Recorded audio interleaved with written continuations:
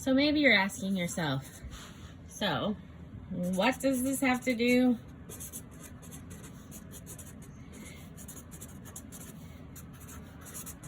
with blood typing? Well, it has a lot to do with blood typing. Antibodies are made to bind to the different blood types. So for example, so let's write that, antibodies. You don't have to take notes.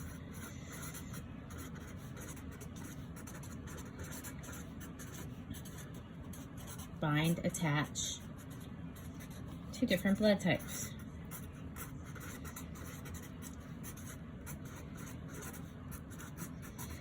Remember when we drew that cell earlier and it was like an A? We're not going to worry about the positive and negatives here.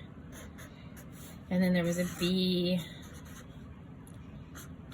So what we do, I hate to tell you this, but we typically inject an animal at first with these blood types. Then we take their blood, take some of their blood, and we filter it out and we look for these antibodies because we know what the shape of an antibody looks like.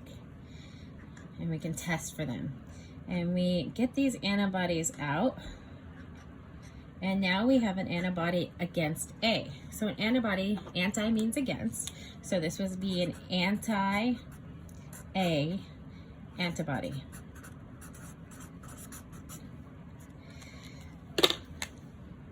So it's going to hold on and group all the A blood cells together. Then we inject the B blood, and then we take some of that blood and we pull it out.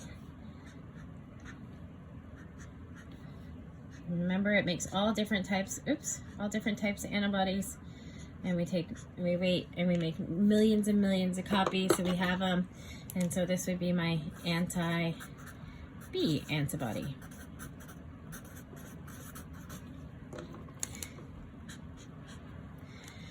So then what we do, like I said, we make millions and millions of copies of both of these antibodies, this one attaching to our A blood cells, this one attaching to our B blood cells. And once we have that, we can test very quickly what type of blood you have.